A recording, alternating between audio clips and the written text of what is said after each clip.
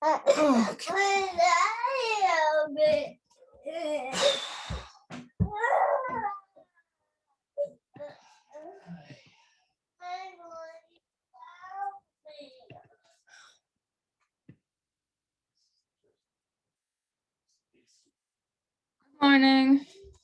Morning. Good morning, Professor. How are ya? Tired. Yeah. Yeah, I second that. Professor, did you get my email? I sent it kind of later last night. Oh, I fell asleep last night at like 8 o'clock with the littlest kid. And then I woke up at like 2 a.m. and I was like, Oh boy. yeah, No, so I It's did just not. that, yeah, I'm gonna have to go I just said I need to go on my phone for Zoom around like 8:40 because I need to go pick up my sister. So I'll still be in class, but I won't be speaking for the class then until like 9:15. Tom will take over. Tom will Oh, take over. Yeah, I'll take that for you today. You covered me the day I didn't come to class, so it works out. Okay. Thanks. How was your weekend, Professor? It was good. I got the vaccine. I got Oh. my first dose yesterday morning. So I was super excited about that. You got the Pfizer one, right? I got Moderna. Oh, okay. Do you feel where they put the chip at? Yeah. I tell you, it is sore. It's sore. It's more sore than a flu shot, but less than a tetanus. So it's somewhere between those two. I'm getting mine next Saturday. That's so exciting. I'm so happy. The place was super impressive. I kind of went in and I was like, wow, like it was huge. It was huge. I went to Natick. And I was just so impressed with how big it was and how I don't know how efficient it was.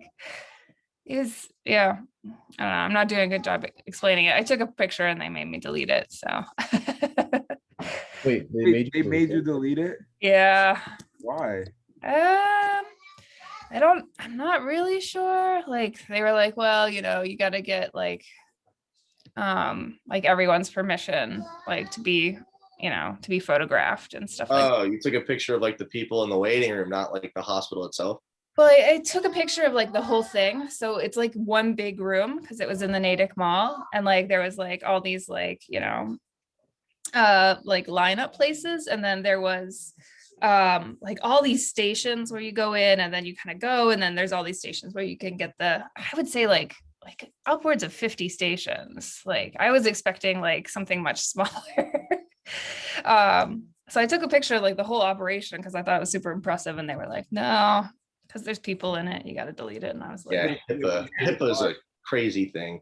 I saw a TikTok. It was a funny TikTok where I see everyone taking pictures of the card, and it was yeah. So I'm just confused when I get the vaccine. Is it do they hold a gun to me to post a picture of the card when we get it?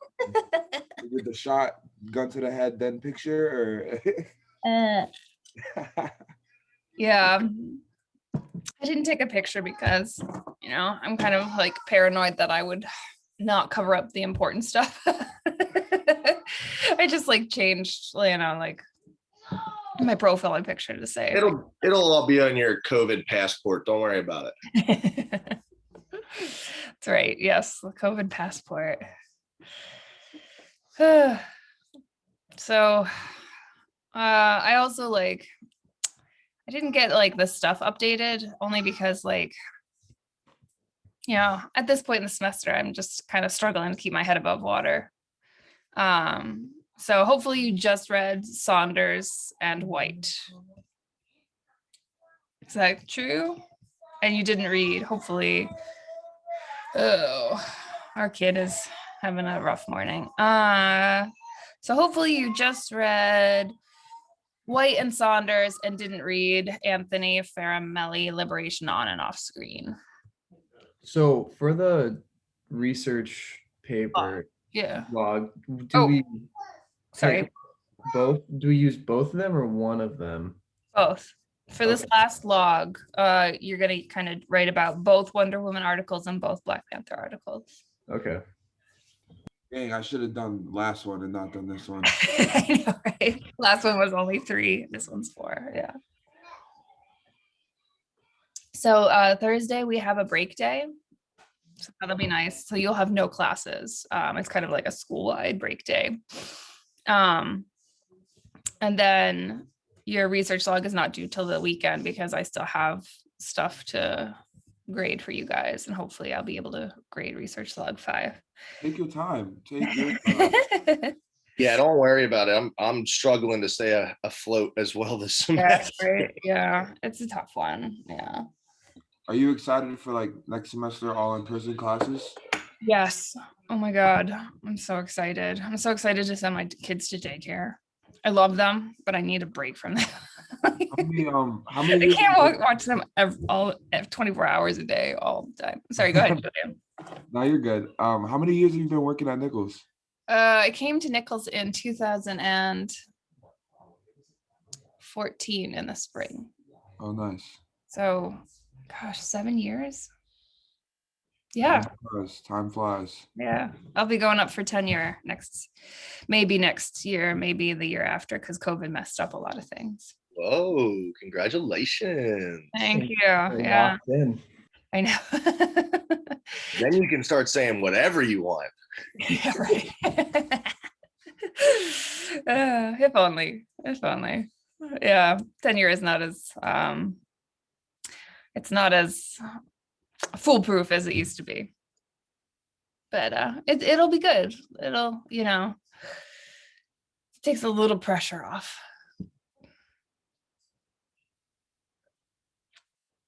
For at least like for publication stuff.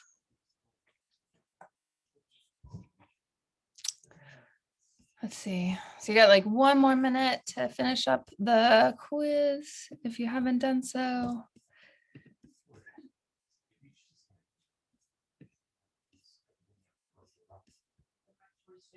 All right.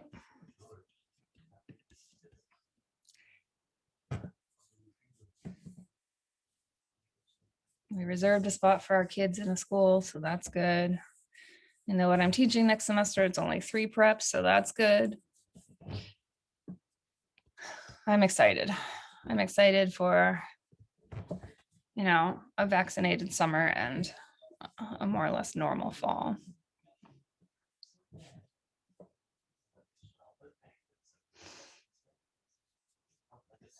Okay. All right, let's see. Let me show you what's coming up. So today is articles about Black Panther. Research log is due Saturday. Pete Jones is Diana in the World of Men. Jennifer Stellerswood is a female superhero, relatively short, so that helps. Renee White's A Dream a World, short.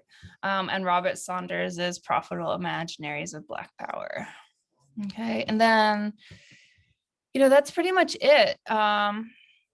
So Thursday is a break day. A week from today, you're going to be generating ideas about your final project, which is going to be an annotated bibliography, a research paper, and a presentation to the class. So this is kind of like, how to integrate sources into your stuff. And then the last couple of weeks is, 3 more weeks. I Count know. down the days. Yeah, 3 more weeks. And one of them is a break day. So that's exciting. So then we'll workshop your final paper, and then we'll have 3 days of presentations. So for your final paper, if you want to start thinking about it, analyze and make an argument comparing and contrasting one of the figures from Unit 2 and a figure or film we didn't discuss. So you've already picked your films, either your film franchises or just your singular films. Okay, try to do it through a lens, kind of, show your cumulative knowledge of superheroes, what you kind of learned by studying them all semester. You need at least 4 secondary sources in this paper, 2 of which you find on your own So like 2 of which are like from recommended. Yeah. So here's your paper. Your annotated bibliography will be about the 4 sources, the 4 scholarly secondary sources. And then, let's see. So there's the presentation is also about this kind of whole thing. So your presentation is about, your original superhero film or franchise. You should mention 2 critical sources, should include a brief clip or passage, some of the primary arguments or scholarship regarding this text or that you're going to use to analyze it, and then, your thesis about this text, and then a brief question and answer session. It's going to be like 5 to 7 minutes long. And I was going to do a practice one. So I was going to kind of do one for you guys to see. I think on Blade. I think Blade is the one that I have, because I don't think anyone chose Blade. Okay. Any questions about that, about what's coming up? Cool. Okay. Let's talk Black Panther. All right. All right. I'm going to just close the door to the room I'm in so we can get started.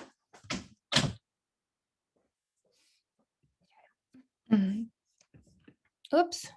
Stop that. All right.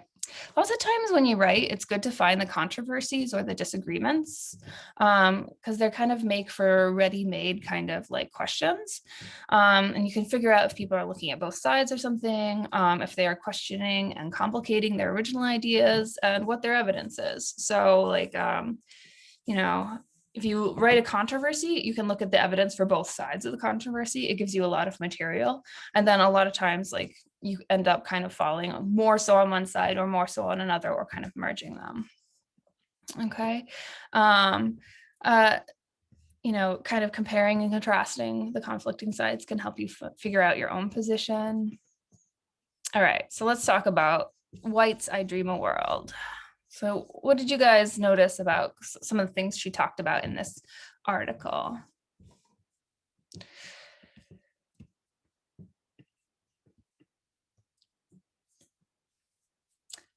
She thinks, she thinks it's a breakthrough, obviously, because it was like, I said in the question, because it was like the first all Black male acting crew and everything like that. Yeah, so it's all Black behind the scenes, all Black, so there's Black director, white producers, but Black costume designer, Black writers. So Chadwick Boseman kind of worked with Ryan Coogler, the director, to kind of do a lot of the script writing. Black cast. So she thinks it's in a lot of ways a breakthrough, even if it is kind of still produced by the typical Marvel, white, old, conservative businessmen, because it's a predominantly Black creative team and cast. And it disproves the idea that Black themed or Black cast films are financially risky. So she says Black Panther and kind of the incredible success it had proves that proves to, especially to movie makers, that Black films can be financially successful, not risky. She says that it does not try to gloss over issues of race, poverty, or the legacy of slavery. It does kind of acknowledge those, especially in Killmonger stories and Killmonger scenes. And it rejects the presence of a magical Negro character. She talks about that. Hold on one sec. There we go. And it imagines a world, this is Wakanda, untouched by white people that does not pander to a white audience. So she thinks it's Renee T. White kind of, what she was writing is kind of like a scholarly review. So, she wrote it pretty quickly after seeing it. And she thinks it's kind of amazing for all these reasons. She also says it celebrates African styles of dress as well as hair and jewelry. So a lot was made of Nakia's hair and how there was like, there's oftentimes like Black actors and actresses feel a lot of pressure to kind of straighten their hair chemically or wear it in kind of like white styles. And this film didn't do that. So she said it was really awesome. And it reverses the traditional way of thinking about Africa as barbaric and uncivilized and primitive. It's the West, or it's us that are, barbaric and primitive. And if you think about the scene where they're in Seoul, it's Seoul, right? Seoul, Korea, right? And like they're in the cars, and Claw kind of looks out. Claw's like henchmen kind of are like shooting at the like vibranium car. Okao says, ugh, guns or bullets, how primitive, right? And so it's the West, it's us that are the primitive ones. There's no need for a white savior. Is anyone doing Hancock for their final project? Yeah, Nick. So Nick, there's definitely a lot of white savioring happening in Hancock. Right?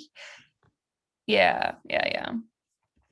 I read something about Hancock. I can't remember. Maybe it was something that you wrote. I can't remember, but yeah. She thinks the film thinks through and foregrounds the tension between those who were colonized and enslaved and had to group up as disempowered minority in racist country systems and those who never did. Okay, so she kind of talks about like, this is kind of Killmonger versus T'Challa. She says, it's really interesting that the film foregrounds, people who were,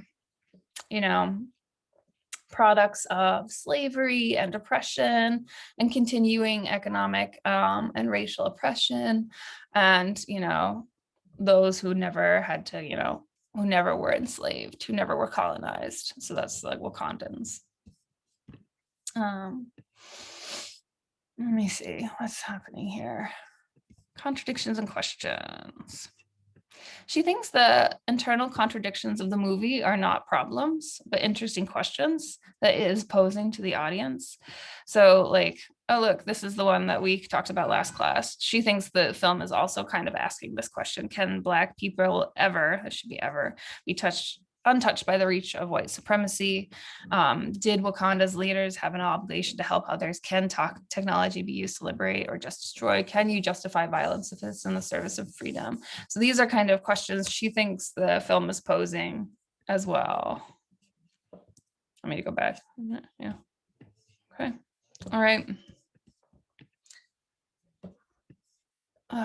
The final thing that she kind of adds to the discussion is called Afrofuturism. Did you guys catch what Afrofuturism is? Anyone kind of want to take a stab at it? So Afrofuturism is they create something that's kind of science fiction that disrupts our understanding of Blackness, is the direct quote, by rethinking the past, the present, and the futures of the African diaspora. Yes. Diaspora. There we go. Diaspora. Yeah, good. Excellent. Yeah. So the African diaspora is, I told you guys this, right? Or did I? Yeah, you went over it last Okay. class. All right, good. I'm starting to like forget what I said in which class, because I'm also teaching Intro to Gender and Diversity Studies right now. And so, there's certain discussions about race and gender that we have in that class as well. So the African diaspora is anyone of African descent who's not living in Africa currently. Afrofuturism is kind of, it's science fiction that disrupts, exactly as Tom said, our understanding of Blackness by rethinking the past, present, and future. It merges culture, tradition, time, space, and technology to present an alternative interpretations of Blackness. So she likes the fact that this film merges a lot of African traditions, costumes, languages, and kind of makes it seem really technologically advanced anyway. So this kind of goes back to what we were saying last class about how it kind of is able to merge spiritualism and tradition with technology. She sees this as creating tension between the never enslaved people of color and the ancestor enslaved people of color. She thinks that maybe the film is gesturing to something, some way that Black men and women kind of are able to revolutionize the world without violence. So, kind of furthering King's King's whole agenda. Okay. So that was White. Her stuff was kind of short. It was, mostly in praise of Black Panther for those reasons and for those ways and using those theories. So like contradiction and kind of talking about the financials and business, and then through Afrofuturism, which is a kind of theory. Saunders is less optimistic about, about Black Panther. It's a tough article. It's not my favorite article, but I didn't have time to kind of read and put together a PowerPoint and the quiz and the kind of discussion questions. I didn't have time to do all that for like a new, better one at this point in the semester. Sorry.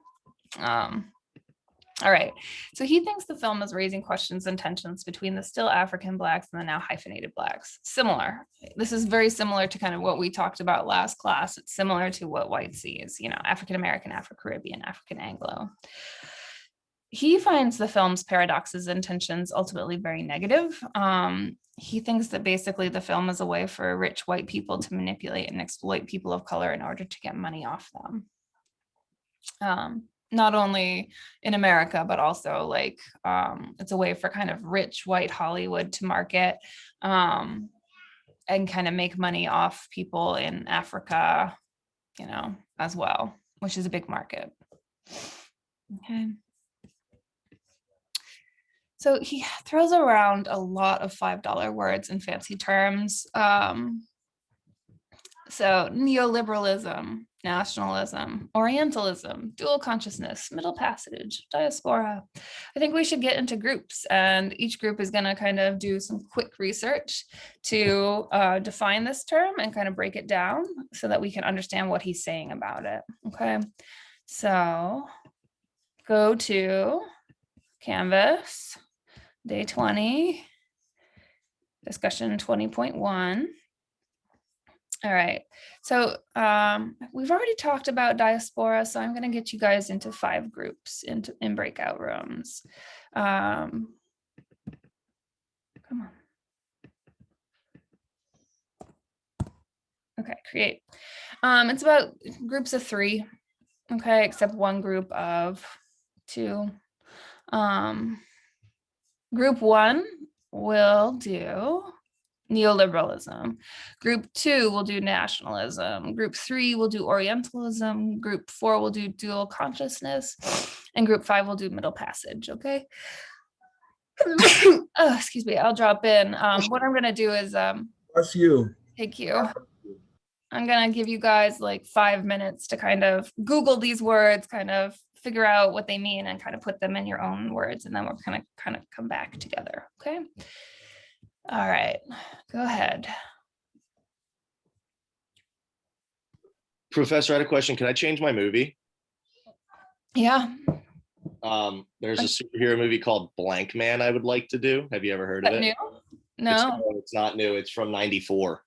Blank Man. All right, let me Google it. Okay, it's phenomenal. I'll go to the breakout room while you Google it.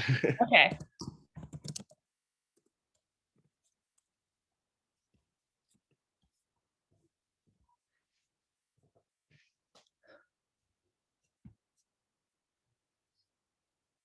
Huh.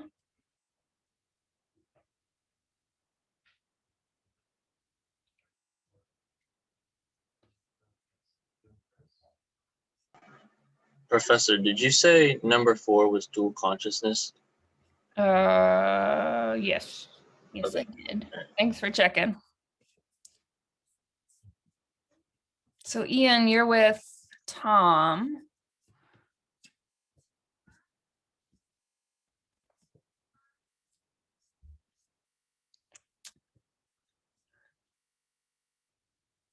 Charles, you're in room 2. Nationalism.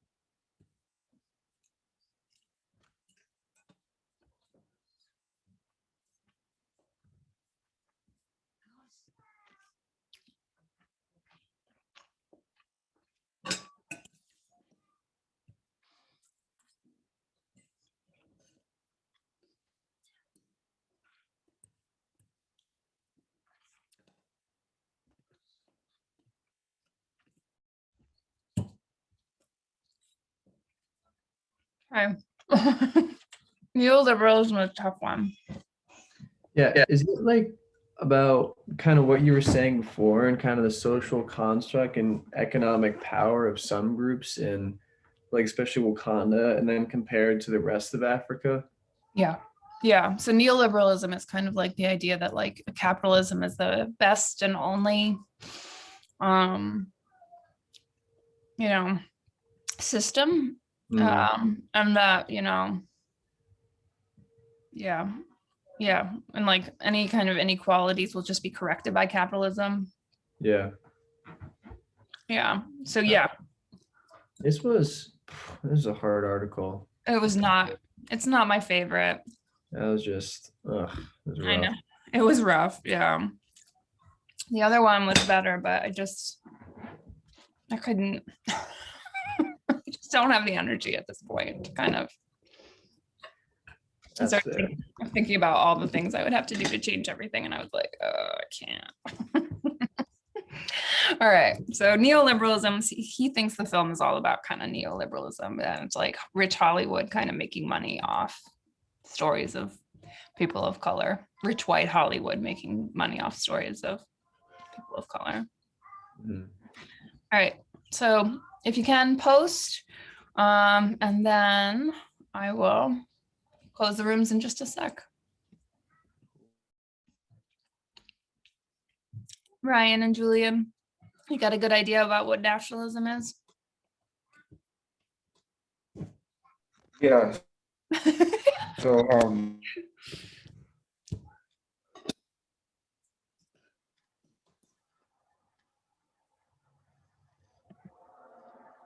my laundry right now. Mm, Your audio. Donation and support for entrance. Yeah, and I just said that Wakanda was just looking out for themselves and being kept a secret and everything like that. Not trying to be known to the outside. Well, a lot of people kind of compare Wakanda to Trump and Trump's America. America first, Wakanda first. All right, I'm gonna check some of the other rooms. Julian, you're frozen. All right, join. All right, hello. So you guys had Orientalism? Were you able to find out what it was? Yeah, so when I Googled for Orientalism, it said style, artifacts, or traits considered characteristic of the peoples and cultures of Asia, especially the Middle East. Yeah. So it's like how people from the West who like have no real experience with the culture, Mhm. like kind of like use it to kind of be stylish. Does that make sense? A little bit, yeah. Yeah. Kind of represent it, and like it's always kind of like problematic appropriation kind of thing. I got you. Yeah. All right. I'll check on the last couple groups. Okay. 3. Hi guys. So you guys had Hello. dual consciousness? Remember Yeah, what that is? Or were you able to find one out what that is? yeah. The first ones that came up is like some weird like psychological thing in like neuroscience, but then once you have to look down and kind of find more of the terms that we're talking about. Yeah. So it came from Du Bois, right? W.E.B. Du Bois. Yeah, Mm-hmm. And it's like how like almost like the African kind of part of your identity is at odds with the American part of your identity because they're not ultimately always compatible, right? yeah. Good. Okay. All right. I think I'm gonna close up the rooms.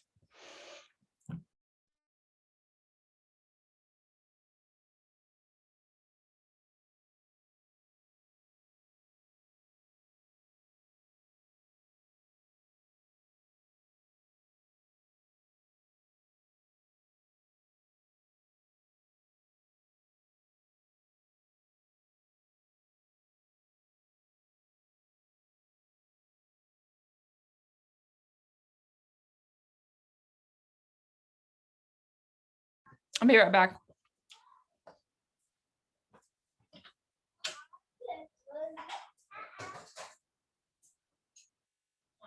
I'm so happy you seem happier. Oh, daddy.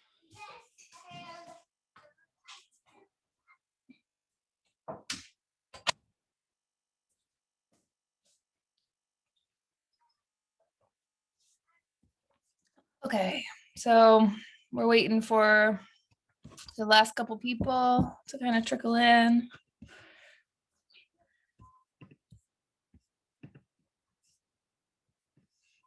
Okay. All right. Blah, blah, blah. All right, so tell us, each group, tell us about your term and how it relates to kind of Black Panther and maybe what Saunders was trying to say about it. So I'm gonna share screen. The first group had neoliberalism. Ouch. Tell us about neoliberalism. Okay, so neoliberalism is basically a word that kind of praises the capitalism factor of an economy where, you know, rich stay up and they own private stuff and then the poor kind of stay down, and how everything will kind of fix itself together. And so Kenton, or the guy who wrote the article, he was basically saying this article is a complete mirroring of neoliberalism and the fact that you have the monarchy and how capitalism and the free market will fix everything, including racism. So he's saying how this movie kind of worships that and plays into the fact that, like I said before, everything will kind of fix itself. And like the way we get technology is like through, or sorry, the way we get equality is through technology. So like that last scene where they have the Wakandan Outreach Center, like they're not gonna like the only way to kind of fix inequality is by like, you know, helping people pull themselves up by the bootstraps or stuff like that. Good. All right. Group 2 had nationalism. Tell us about nationalism.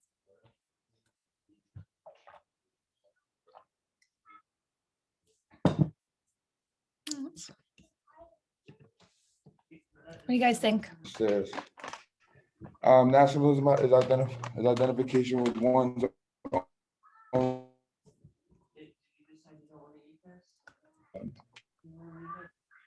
Oh, especially to its own. you're breaking up. Can you guys hear me? Yeah, yeah. All right, so no, yeah. So if you guys heard that part, I was just like, it just talk about Wakanda and like how it's only interested in itself. It didn't want to be known to the outside world. They were being kept a secret, basically. So Wakanda first, right? yeah, exactly. They were just worried about themselves. Which is kind of like a kind of conservative, problematic kind of stance for a lot of people, right? Yeah. Yeah, good. Orientalism.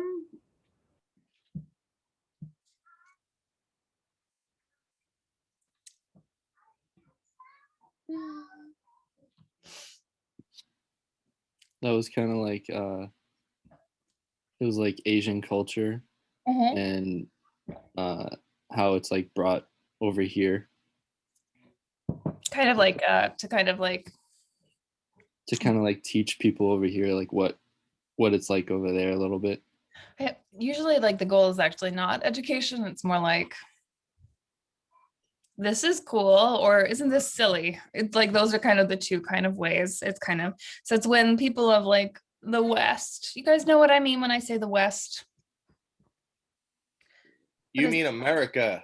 Yeah, well, America and like Western Europe. So Yeah. like Western civilization. You mean modern civilization, according Right. to yeah. Yeah, so like Western civilization is kind of or the West, it's kind of like a combination of America and like the people who colonized America. So British, you know, Italian, Irish, stuff like that. Okay. So it's when people kind like that kind of look at like African religions or Asian or Middle Eastern religion, like cultures, not religions, when they look at those kind of cultures and they kind of talk about how like how cool certain aspects are and they just kind of reproduce them. So like you know, when people like wear a bindi on their head as a kind of style thing, or you know, they kind of laugh at them as being super barbaric. Okay. All right. Dual consciousness. So let me connect to Black Panther. So in a lot of ways, he thinks that the Black Panther, by kind of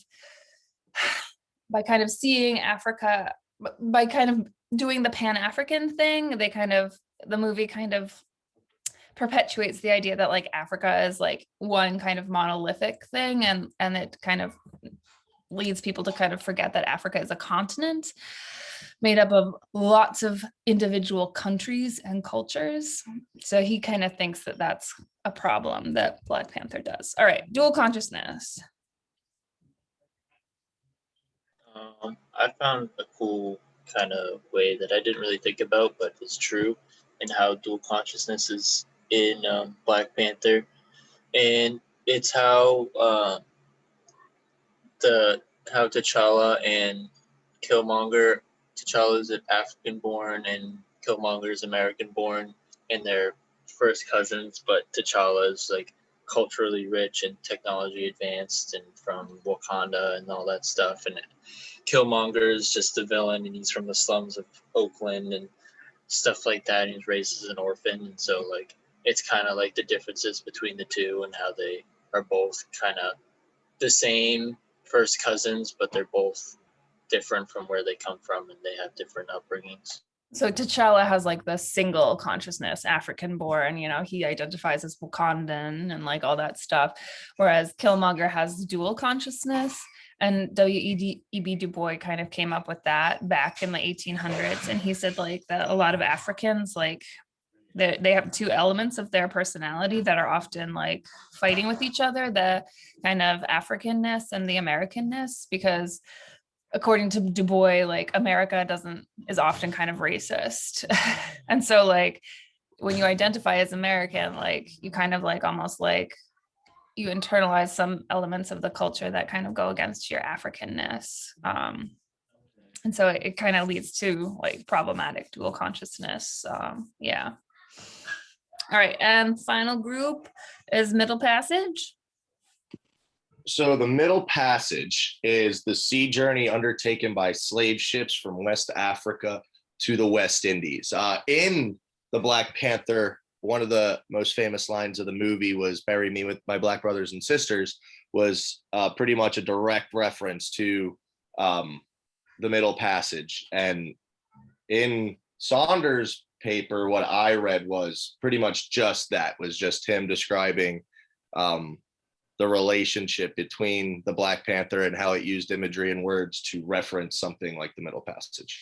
And he thinks it's kind of irresponsible because like they're kind of like singular lines or throwaway lines, right? Yeah, it wasn't anything like, they didn't show what happened. They didn't show the gruesomeness. You just had Killmonger say like his one line that was supposed to reference the whole vast meaning of what that situation was. And it didn't do it justice. Right. Kinda. Exactly. And this is kind of a way he again sees it as like a neoliberal movie, just kind of trying to like Yeah, maximize quick profit. and tacky. Yeah, it was just Exactly. oh, look here, we just gave it to you. Now be happy about it, kind of thing. Especially because like Middle Passage, like Toni Morrison has a dedication to the you guys know Toni Morrison. She's like a really like Nobel winning author, Black author. Her book Beloved has a dedication at the beginning to all the people who kind of the estimates of all the people who died on the Middle Passage. And it's like 300 million people or more. Low estimates are 300 million people died as a result of Middle Passage or through slavery. And so Yes. like, I saw a crazy statistic that there's more people dead in the ocean than there is alive today. Like, I'm like, that's Yeah. wild. because of Middle Passage and the Atlantic slave trade, right? Yeah, it's crazy. And so like again, he kind of like Saunders is so like it's good to kind of think about these two articles. Like Renee White is kind of like Black Panther amazing, and Saunders is like Black Panther horrible, right? And so like this allows you to kind of write the controversy. Like, so she gives her reasons why Black Panther amazing, and he gives his reasons why Black Panther horrible, and it kind of lets us see both sides. He also looks at like traditional Black superheroes. So people who are writing about Hancock, or Tom, if you want to write about that movie Blank Man or stuff like that. He's in the picture on the screen. Yeah, right here, right? Yeah. Yeah. I don't know this one though. Anyone know this one? This is Blade. This is T'Challa. This is Blank Man. I don't know this one. It looks like what could be the original Green Lantern. Could be, yeah. Like a movie, like an original early movie Batman kind of thing. Yeah, I'll have to look into that. So he says that traditional Black superheroes are associated with the nation or nationalism, which is a kind of more extreme or bad form of patriotism. A lot of times he says that in films like Blade, like Blank Man, maybe, like Hancock, Black superheroes are a combo of a noble savage and an urban avenger, sort of working from stereotypes of people of color as noble because primitive and untouched by civilization, or protectors of violent urban areas or ghettos. I'll probably talk more about that when I talk about Blade, but like there's a scene where like Blade gets his money and he funds his stuff by like robbing people and fencing their like watches and stuff. So he kind of ends up being like the urban avenger. In the 1990s, Black characters got to be more complex, trying to work against this with more or less limited success, according to Saunders. Okay, and then he talks about, the history of Black Panther in comics. He also sees T'Challa and Killmonger as MLK versus Malcolm X. A lot of people see this. He says T'Challa is like a Black Trump, anti-immigration, against refugees, strict trade restrictions, ethnocentrism, a nationalism, America and Wakanda first. And he says, like, just because Killmonger is Black, that doesn't mean it's not America or the West taking over and colonizing Africa. So he says, like, the problem with Killmonger is, like, Killmonger represents colonialism. The problem with T'Challa is T'Challa's, like, economic and social and cultural isolationism. And there doesn't seem to be a good third alternative. He also thinks the violence included here feeds into stereotypes of Africa as a place of tribal warfare, civil war, infighting. So like T'Challa and Killmonger fighting over the throne, and how like some kind of parts of Wakanda kind of follow Killmonger and some follow T'Challa, and there's that fight at the end. Like he thinks that feeds into stereotypes of Africa. All right. So, he's what do you guys think of? I mean, I think he raises some good points. It's hard because he's so against everything. He's like shits on like everything about it. And then his final section is like superheroes in the last 20 years. Again, like 9/11 turned them into defenders of a unified world of peacekeepers. popular now because of marketing and conglomerates.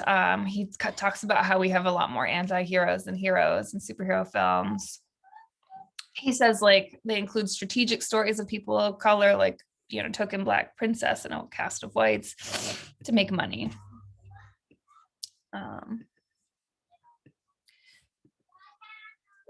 Says the dash.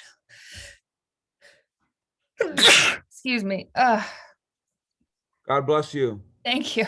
So he says like the national diversity of the cast is more like it like represents the diversity of Hollywood rather than real diversity, or Hollywood's idea of diversity rather than real diversity.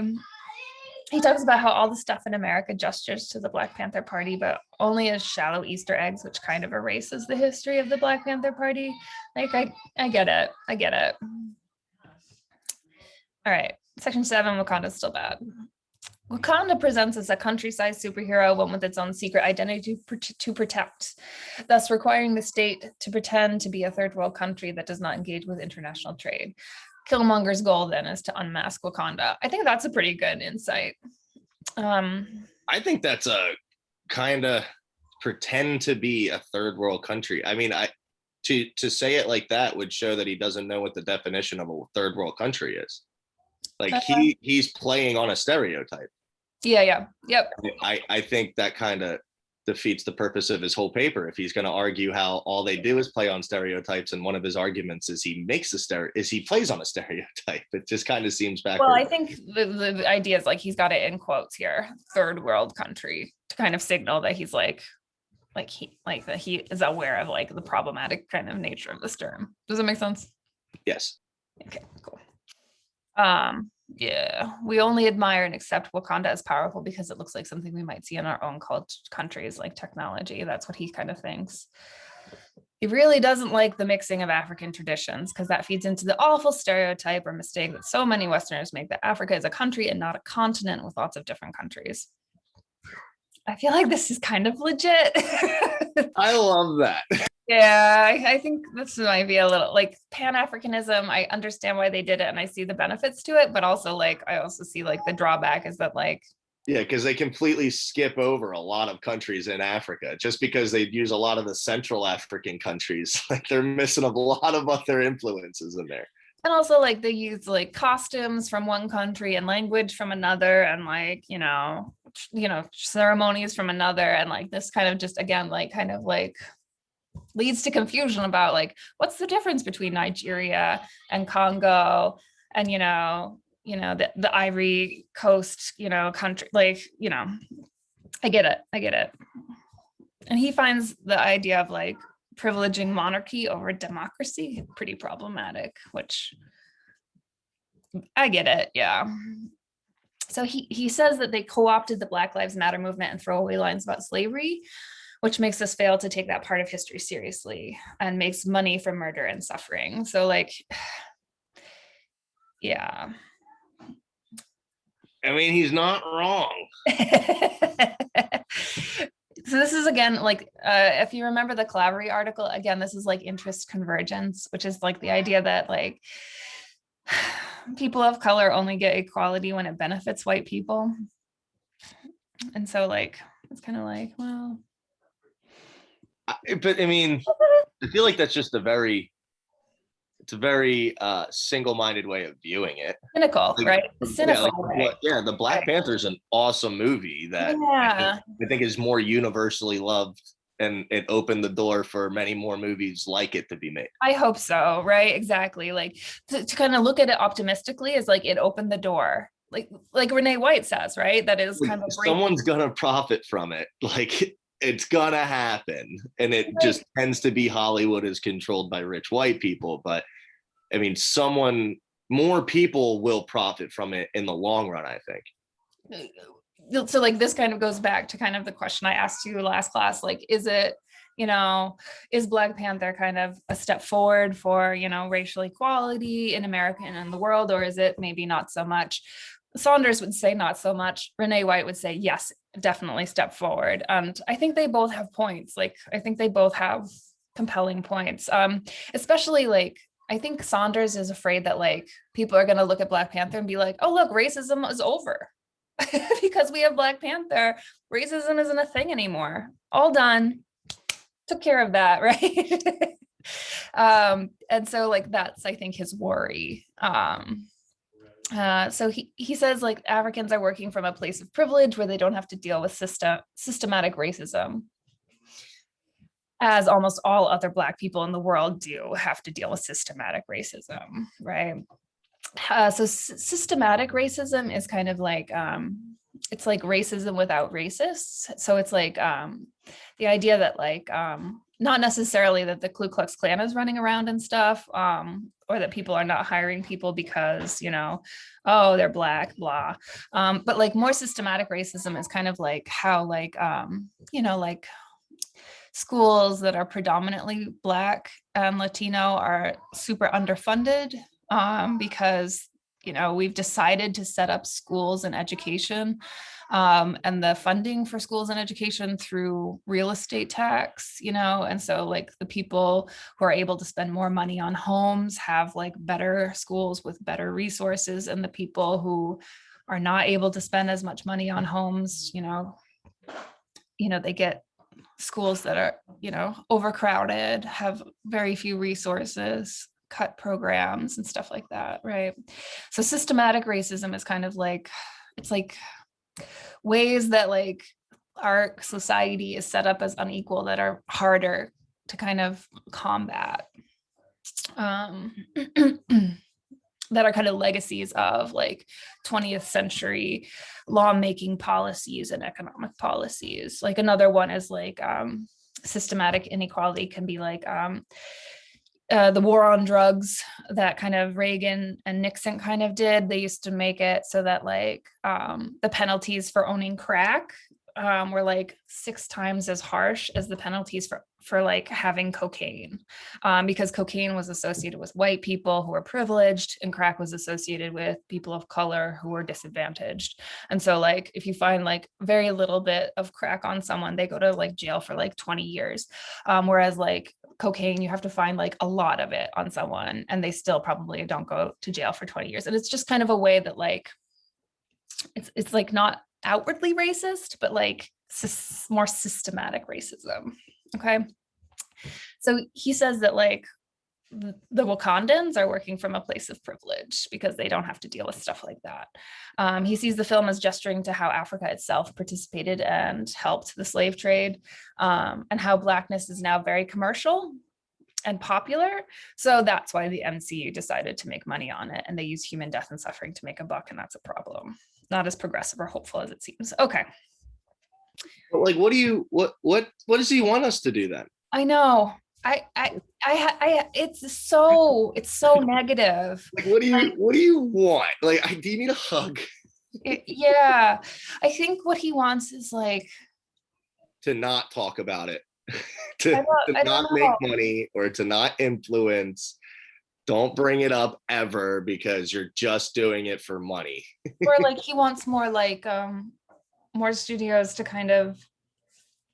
I think he wants a different economic system. Right? I think he just wants us to kind of stop capitalism. And I really feel like that's not realistic. You know, like, so by stopping capitalism, you could make more movies like, so Danny Glover, the older one, he's been wanting to make a movie about a slave revolt for like ever. A real slave revolt that happened in Central America, but like Quentin Tarantino got to make Django Unchained first. And like, that's kind of a problematic. There's a white savior figure. You guys know this movie, do you? Django Unchained? Django, yeah. Yeah. And like, there's a white savior and like, you know, it's like a white guy's interpretation or fantasy, Quentin Tarantino, the director. And like the characters are like not complex. Like Leonardo DiCaprio's like villain is like so over the top. And like, so like the fact that like Django Unchained got made, but Danny Glover's kind of film about like a real slave revolt that actually happened gets like erased and refused to be made. Like, I get it. Like, I get it, but like, I also think like to kind of say that we need to kind of stop capitalism is not realistic. All right. So 20.2, given Saunders and White's articles, theses, and evidence, which article do you find more compelling? And based on their arguments, do you think Black Panther is progressive and deserve the hype? And is it Oscar worthy? And I'm going to give you kind of 5 minutes to do this. For those of you who are kind of doing something else, like Lucas is kind of, I know, driving in the car, do this later, okay? Okay. So take 5 minutes and kind of post about, you know, which of these two articles do you think is more compelling? Professor, I got a question for you. Yeah, It's go for it. class related, kind of. Uh-oh. So we talked about capitalism and all these issues that we have, and we talked about the West. What do you think personally is the best system of governing people? So I really think that, like, so if you look at like indexes of like countries' happiness levels, a lot of the countries that are have democratic socialism, I have to admit, I think the democratic socialism Bernie Sanders kind of model is really appealing. So okay, so with that, I like that. Did you know that right now in America, the happiest group of people in America are conservative women? Compared to everyone else, the happiest group in America today are conservative women. But two, my second question, well, not really question, more of a, what's the word I'm looking for? More of an Statement. Okay. no, not a statement, more of like an acknowledgement Commentary? of what you're saying. More of an acknowledgement of what you're saying is the democratic socialists, that you're saying that the best system in the world then is a predominantly white system. It's true. Yeah. And like Norway and Sweden have had some real racist issues lately, and like, you know, Iceland and stuff like that. And, you know, they're so privileged, right? Like they have the money to kind of offer all these. I mean, America has the money, it just doesn't, right? It just like doesn't offer free healthcare, or, you know, childcare and stuff like that. It has the money, it just doesn't. But those other countries, like they're financially privileged in part because of a history of slavery and colonialism, like the Netherlands, for instance. Lots of colonialism, apartheid, you know, in South Africa. But yeah. Mm-hmm. For sure. All right, what do you guys, let me look and see what you guys have said.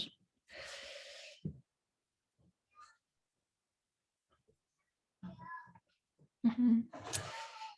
White is a bit more compelling, Max says. Yeah. Mm-hmm. Like, I think one of my favorite, like you talked about the universal healthcare. My girlfriend and I actually were just talking about it too. Yeah. She brought up childbirth, and I was like, babe, if you have a kid in America, you're more likely to die here than you are anywhere else in the world. It's like 23% or something. It's like, especially if you're a woman of color. Yeah, and it's only in America, which I don't understand. Like, why do we suck that bad at giving birth to kids? If you're especially a Black woman in America, you're 3 times as likely to die as a white woman, independent of class. Like, this is kind of the systematic racism that I was kind of talking about. Like the fact that like Black women are like 3 times more likely, and Black infants are twice as likely to die in their first couple of months. What, like, why? And like, you know, people have looked at it and like, you know, African women, like straight up from Africa, like they die at the same rates as white women in America. So like, it's not a genetic thing. It's got to be something about like our system and how like doctors don't believe Black women about whether they're in pain or something, right? Anyway, yeah, this is a kind of some of the stuff we talk about in gender and diversity studies. So we did a whole unit on, no, we're doing healthcare this Tuesday, tomorrow, and we're kind of talking about like American healthcare and how kind of taking healthcare and capitalism together creates problematic inequalities, especially when one group has been economically disadvantaged for hundreds of years, in part because of slavery. Okay. All right, let me kind of tell you guys what I was thinking. And it's just some things that you can kind of talk about as well when you kind of are writing your research log, and kind of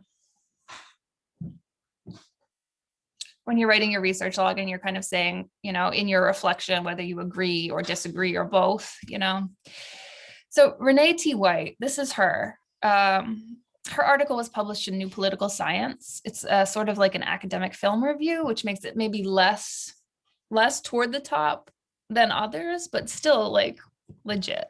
She's the provost at Wheaton College. So that means she's second to the president. She's in charge of all of academics at Wheaton College, which is just down the road from us, right? She's got interdisciplinary training in race, gender, and social inequality. She was dean at Simmons College. She's got her PhD from Yale. Does this help you kind of figure out whether her article is legit? I mean, she seems super impressive. So I'm inclined to believe her also because she is Black also, which is probably like, okay, here's Robert Saunders. He's white guy. He was published in Political Geography. His article is longer and is a more sustained examination than hers was able to be. He's a professor of history, politics, and geography at Farmingdale State College in SUNY. He's got a PhD in global affairs from Rutgers. A lot of his work focuses on Russia, Central Asia, Europe, and the Muslim world, which is why that stuff about Orientalism was in there. So like, just because Saunders is white doesn't mean that like he's not raising good points, because white people can be allies for people of color, right? But I just like, I kind of feel like a person of color's like interpretation of Black Panther, I kind of feel like has a little bit more weight than a white guy's.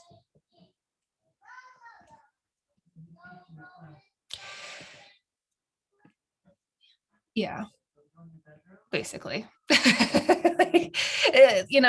Not that Robert Saunders is not like raising good points, but like, it's like, I feel like it's really easy to kind of be in a really privileged position, like a cis white male in America, and then kind of be like from your privileged position shit all over like a movie like Black Panther, because like, you haven't lived through like, the lack of superheroes of color, the lack of superheroes that look like you. I don't know. So like that makes me kind of like a little bit more inclined to kind of see whites as like a little bit more legit. But I like that we have like two extremes, because like I feel like it's got to be somewhere in between these two extremes. So like I think that like white is good because she says it's all good, and like I think that probably can't be right.